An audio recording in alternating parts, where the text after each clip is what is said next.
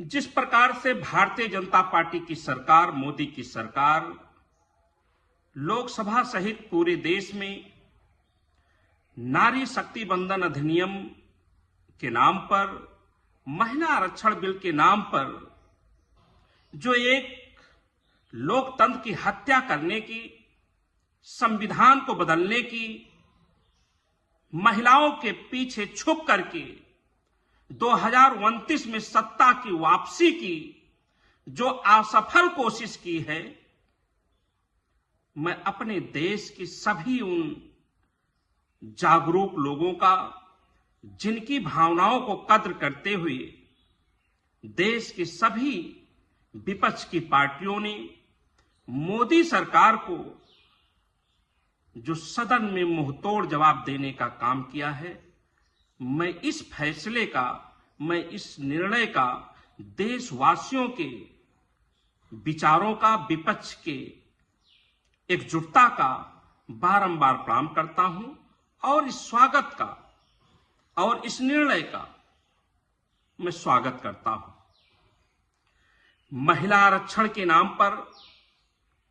भाजपा ने जो घिनौनी राजनीति करने का काम किया, इससे पूरा देश आहत है। आहत इस बात से है कि जब जब मोदी की सरकार, भाजपा की सरकार, ये संघ की सरकार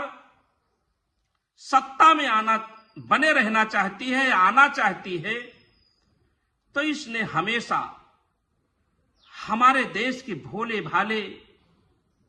नागरिकों को भावनाओं से खेलने का काम किया है। उनकी भावनाओं को कुदेर करके वोट लेने का काम किया है। कभी राष्ट्र के नाम पर, कभी धर्म के नाम पर, सेना के नाम पर, कभी अपने ऊपर दिए गए 1-1 किलो, 100-100 किलो गाली गलौज के नाम पर। लेकिन वाह रे देश की विपक्ष की पार्टियां और देशवासियों, जिस प्रकार से आपने इस बार मोदी जी के इस छल कपट को समझने का काम किया है, मैं आपके इस निर्णय को बारंबार प्रणाम करता हूं, क्योंकि इस देश की जनता जानती है कि मोदी सरकार जो महिला आरक्षण बिल के नाम पर चिल्लम चिल्ला मचाए हुए है, हल्ला मचाने का काम किया है, यह बिल तो पहले से ही 2023 में पास हो चुका है। देश की जनता पूछना चाहती थी कि हे मोदी जी, अगर जो यह बिल 23 में पास हुआ तो आपने 24 के चुनाव में क्यों नहीं इनको आरक्षण देने का काम किया? क्या सिर्फ और भाषण तक ही महिलाओं का सम्मान करना चाहते हो? वर्तमान व्यवस्था में आरक्षण देने पर सारी पार्टियां आपके पास खड़ी थीं, सबका समर्थन था,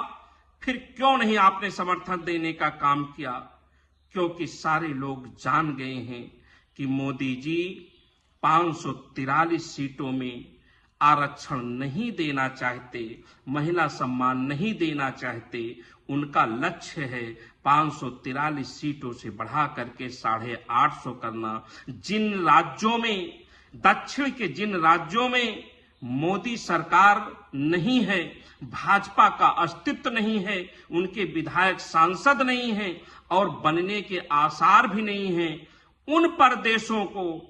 कम सीटें दे करके, वहां कम सीटें बढ़ा करके, और जहां इनकी सत्ता है, जहां इनके विधायक सांसद बनने के ज्यादा आसार हैं, वहां ज्यादा सीटें बढ़ा करके जो दक्षिण और उत्तर में खाई पैदा करके और इस देश के संविधान की हत्या करके, लोकतंत्र की हत्या करके, देश को गड्ढे में ढकेल करके 2029 में जो आपने सत्ता में वापसी की एक असफल कोशिश की थी, इस देश के वासियों ने, इस देश के विपक्ष पे पार्टियों ने आपको मुंहतोड़ जवाब देते हुए देश की रक्षा करने का जो काम किया है, ऐसे निर्णय बारंबार होते रहें, जिससे हमारा संविधान, लोकतंत्र और देशवासियों का मनोबल जिंदा रहे, अच्छा रहे, हमारी एकजुटता कायम रहे। मैं आपसे पूछना चाहता हूं कि परसिमन के नाम पर जो आप एक खेल खेलना चाहते थे, आप चाहते तो परसिमन का ही काम कर सकते थे, उस पर आप बहस करवाते, सदन चलवाते, चर्चा करवाते, लेकिन क्योंकि आपको पता है कि देश को बांटने के नाम पर विपक्ष या देश के वासी आपके साथ नहीं खड़े होंगे, इसलिए आपने हमारे देश की महिलाओं का नाम लेकर के, देश की महिला को आगे करके, उनके पीछे छुप करके जो लोकतंत्र की हत्या करने की कोशिश की है, यह आपकी कोशिश सफल नहीं हो पाई है। ये देश की जागरूक जनता और देश की विपक्ष की पार्टियां अब इस देश को मोदी जी आपके हाथ बर्बाद होते नहीं देख सकती हैं। मैं तो आपसे कहना चाहता हूं कि जिस प्रकार से मैंने सुना था कि देश के नेता, देश के वासी अपने देश के लिए नेता अपनी कुर्बानी दे देते हैं, हर वो काम करते हैं जिससे उनके देश की सुरक्षा और रक्षा और मान सम्मान बढ़ा रहे। लेकिन मोदी जी, आपने एक ऐसा माहौल बनाने का काम किया है कि आपने एक नई गणित पैदा करने का काम किया है कि आप सत्ता के लिए इस देश को बर्बाद करना चाहते हैं, इस देश को मिटाना चाहते हैं, इस लोकतंत्र की हत्या करना चाहते हैं, जो इस देश के वासी और देश की विपक्ष की पार्टियां नहीं होने देंगी। आपने सदन में कहा कि मैं अति पिछड़े वर्ग से आता हूं। मोदी जी, आप अति पिछड़े वर्ग से आते हो, किस वर्ग से आते हो? अब आपके रोने धोने से, आपके बिलबिलाने से, आपके घड़ियाली आंसू बहाने से इस देश की जनता को कोई फर्क नहीं पड़ने वाला है। उसका आपने सीधा से सीधा असर अभी कल आपने देखने का काम किया होगा। आप पिछड़े वर्ग से होकर के पूरे देश के अगर जो महिलाओं के आरक्षण में पिछड़ों को हक नहीं दे सकते, कैसा पिछड़ा आप हो?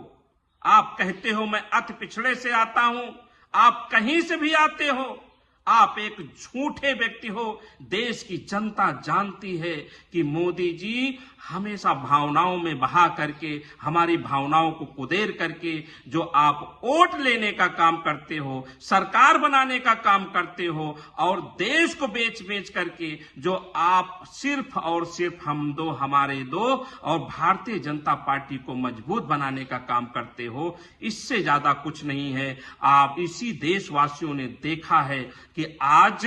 हमारे रोजगार का क्या हालचाल है, हमारे देश के किसानों का क्या हालचाल है, महिला सुरक्षा का क्या हालचाल है। आपके झूठ फरेब से इस देश की जनता